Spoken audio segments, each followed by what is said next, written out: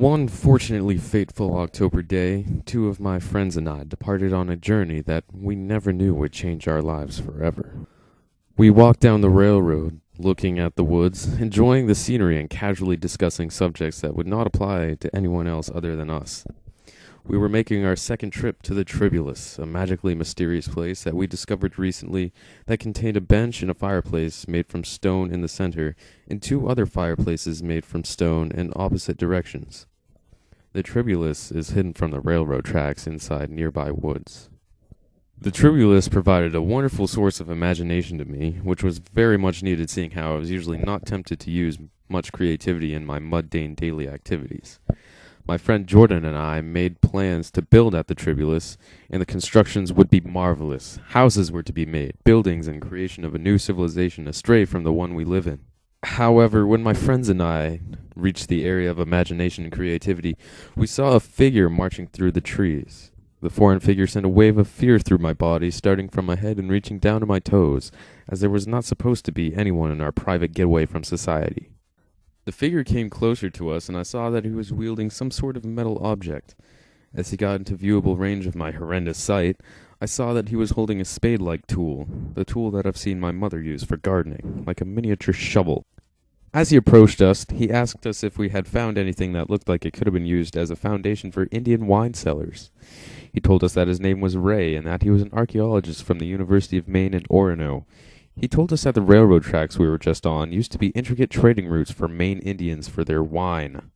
He told us that if we found any bottles, that we should bring them to him, as he could sell it for a profit for around $75. Looking back on the events, it baffles me how I could be so gullible to these unbelievable words that our new friend Ray had spoken. Indian wine cellars? Really? After showing Ray around the Tribulus to a place that looked like an old foundation, and him slightly digging around aimlessly with his tiny spade, he led us to a place he had previously been digging, and as we followed the strange man with pale pink eyes, I saw little patches of dirt that had been tampered with recently. Ray then led us to a giant foundation that went into the ground, which was actually quite an impressive find to me. After watching him dig around from above, he climbed out and squatted down to show us a fully intact brown bottle that remarkably shared several similarities to a modern-day beer bottle he had dug up from the ground. As my friend and I bent down to observe the bottle, and after getting a faceful of Ray's sour beer breath, he finished the can of Bush's Light beer he had in his other hand. He then dropped the can on the ground and assured us that he'd come back to pick it up later because he's not a litterer or anything. He then had us follow him as we trekked further down the railroad tracks and further away from home. He conversed with us and tried to assure us that he wasn't one of those weirdos or anything, and told us that he wasn't a drug user or anything. He pointed out that all the posted signs on the properties of other people weren't really anything major, and that we could just use them as a trail in case we got lost.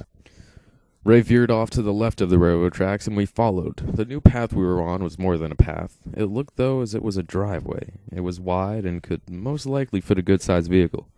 He led us up the driveway, keeping conversation with us, and pointed out a rusty old tin can that looked as though it could have at one point in time contained ground coffee beans, and claimed that it was a piece of Indian work. As we went further up the driveway, I saw a house come into view. A house. In the middle of the woods. I didn't enjoy the idea of a weird old man who we just met out in the middle of the woods by railroad tracks leading us up to his house. I asked my friend if I could use his phone so I could call my mother and make a proper excuse that she wanted us to come home so we would politely leave the presence of Ray. Upon doing so, we exchanged our goodbyes, and we never saw Ray, the archaeologist from the University of Maine in Orono, ever again. Due to this experience, I have learned that we're all stupid sometimes, and that that's just a fact of life.